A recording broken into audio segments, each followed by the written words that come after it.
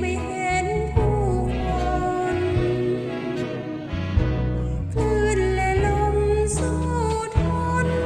ทุกใจปานใดไม่หม่นสู้แดดฝนลำบากกายอยู่ห่างทะเลนานๆท้องเรือเป็นบ้านท้องทานเรือนตาสิ้นชีพสิ้นชนเพราะรักศพฝังโดยง่ายฝากเอาไว้ใต้ของข้าเพียงเห็นริมฝั่งสักครั้งดีใจมาโบกทีไรให้แสนปรีดา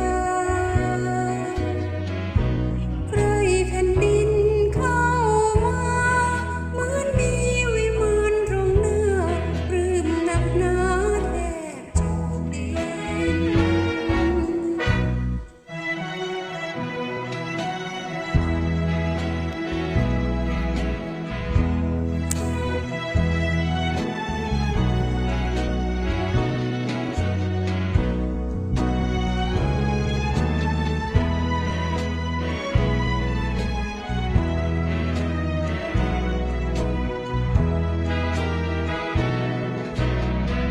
อยู่ห่างทะเล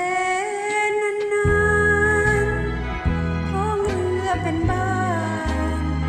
ท้องทานเรือนตา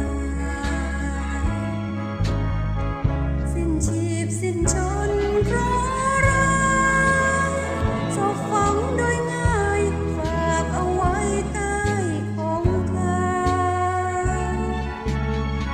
เพียงเห็นริมฝั่งสักครั้งดี